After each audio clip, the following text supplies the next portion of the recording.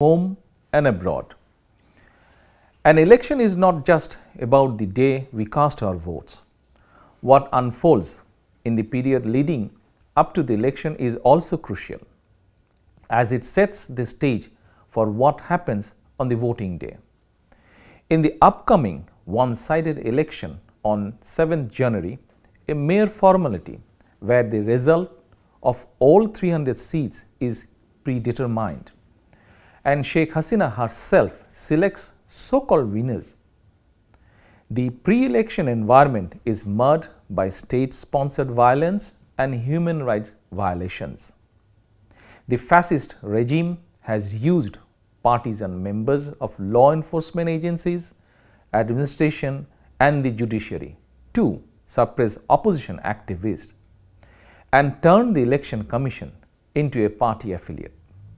This dummy election, which is neither inclusive nor participatory and commonly rejected by Bangladesh Nationalist Party BNP, 62 pro-democracy political parties and the people of Bangladesh, creates a mockery to the nation's democratic aspiration. The intensity of Awami League's internal clashes and killings highlights that with or without political opposition or public participation, it's a party with violence ingrained in politics. The tainted election in 2014 and 2018 and widespread irregularities in the by-elections over last 15 years prove that fair and credible election at any level is not possible under Sheikh Hasina. In 2014, Awami League grabbed automatic victory in over 50% seats, with not a single candidate competing against them. In 2018, the ruling party stuffed ballot boxes on the previous night, completing the election before it could formally begin.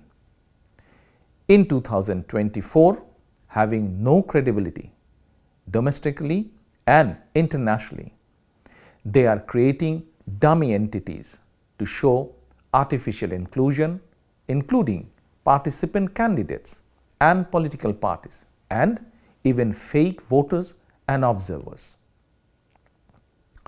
Not only that, Awami League is pressuring 12.8 million people by threatening to remove their social and financial benefits if they don't vote. As an organized decision, the party is trying to compel voter participation nationwide by instructing them to submit their relief cards, as well as threatening to cancel their civic services, utility connections, national ID cards and home eviction. There are alarming reports of voter intimidation among government organizations. For example, Answer and Village Defense Party, who boast 6.1 million members, being instructed to secure votes for themselves and their families. Shockingly, the police higher-ups are conducting meetings with the ruling party leaders to increase voter presence by force. Coercive measures like postal voting for all government employees and local government manipulation with benefit threats underline unprecedented irregularities. These kind of manipulations were rooted in BNP's grand rally on last 28 October, which changed the political landscape. The regime resorted to conspiracy and brutally suppressed the people's mandate in favor of our peaceful and non-violent movement. Awami League, in collaboration with partisan section of the police, orchestrated pre-planned anarchy on that day. BNP leaders and activists at all levels were then falsely charged, including in a horrific police death by ruling party thugs. In the last 2 months, around 25,000 of our party members have been arrested and 28 innocent individuals have died, including 9 in the police custody. These brutalities are based on the regime's self-inflicted and sabotage violence, such as targeted assaults on buses, trains and private establishments, causing the loss of lives and damages to assets.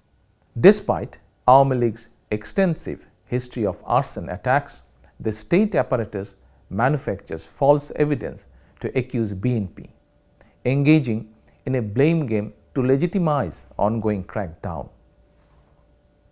I am providing just 2 examples among thousands to underline that there is absolutely no substance in the politically motivated cases against our party's 5 million members and every democratic activist from every aspect of society who have challenged the government in some way. The Agriculture Minister's recent statement that all jailed BNP leaders would be released if they agreed to participate in the election is a reflection of a sheer judicial injustice. On the other hand, the quick release of a BNP leader who compromised by meeting Hasina and received Awami League nomination with all charges dropped overnight reveals further erosion of the rule of law. Regardless of what transpires on 7th January, this Awami League government remains illegal and illegitimate. If autocracy clings to a globally integrated Bangladesh, it will have a spillover effect on our international friends and development partners. Hasina's attempt to retain power by force for a 3rd term would slide Bangladesh towards a one-party state, expanding its alignment with authoritarian governments and fostering further isolation from the democratic world. As the main opposition unifying the nation, BNP is dedicated to restoring the power that continues to be unjustly taken away but rightfully belongs to the people of Bangladesh. We pledge to align economically and strategically with democratic nations and institutions and implement domestic policies and initiatives to empower all Bangladeshis with freedom, equality and justice. Towards that goal, and with the support of the international community, the pro-democracy people of Bangladesh aim to ensure Sheikh Hasina's resignation and establish a neutral, non-party election-time government, paving the way for a real election, the election that will truly reflect the will of 120 million voters. Thank you all.